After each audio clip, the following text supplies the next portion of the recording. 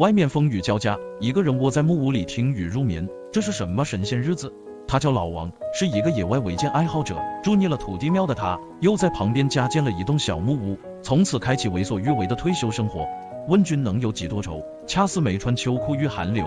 先到外面劈点木柴，把小炉子点起来暖和暖和。反正闲着也是闲着，悄默默地泡上一壶独家秘制大补茶，一个人安静地坐在床上，听春风拂过窗栏，洒下一片绿意盎然。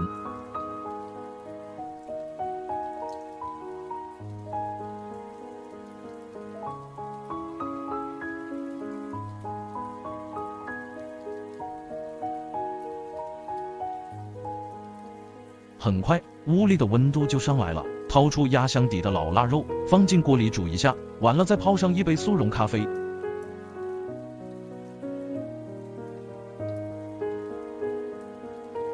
独处是灵魂在开花，让自己属于一阵清风，一片落霞。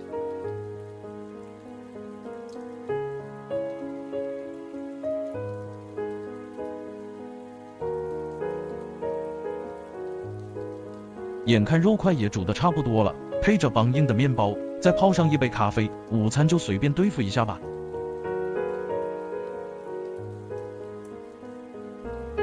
吃饱喝足，再来一杯热气腾腾的大补茶，把小凳子搬出去，坐下来安安静静凹个造型。日常和琐事，明晚自赏识，料得南窗下，清风满鬓丝。没想到屁股还没坐热呢。春雷响，万物长，震得老王有点慌，一眨眼的功夫，这雨就劈头盖脸打了下来。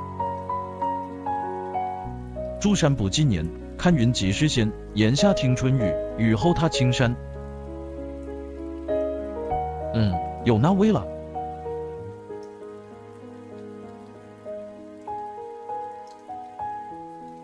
完了再到雨里走两步。